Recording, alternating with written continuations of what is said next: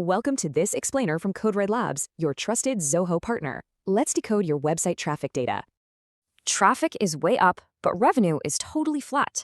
Why the massive disconnect between visits and sales? Well, it's a costly trap, treating every single visitor identically. We gotta fix that strategy right now. So here are 3 crucial questions your analytics absolutely must answer to solve this revenue mystery. First, where are they from? Look, not all traffic is equal. This perfectly maps true buyer psychology.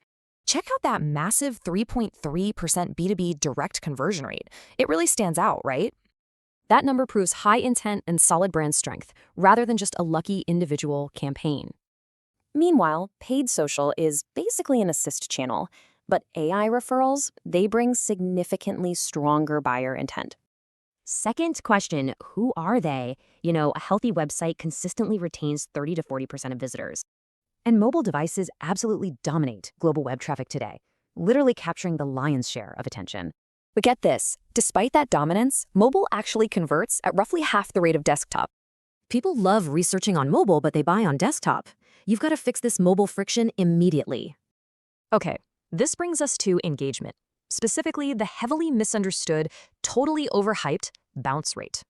A 70% bounce rate on a blog, completely fine. But on a pricing page, absolute panic. See, quantitative data only tells you what happened. It doesn't explain why your visitors actually bounced away.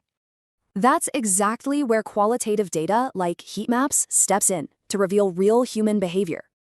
So the crucial step here is choosing the right tool to capture these specific behaviors effectively. Are you still jumping between scattered analytics tools or unifying everything into one convenient platform? Zoho PageSense seamlessly combines traffic data with behavioral context, permanently ending that separate login headache. Like Sweta Prabhakaran says, true analytics is all about explaining the data to drive real action.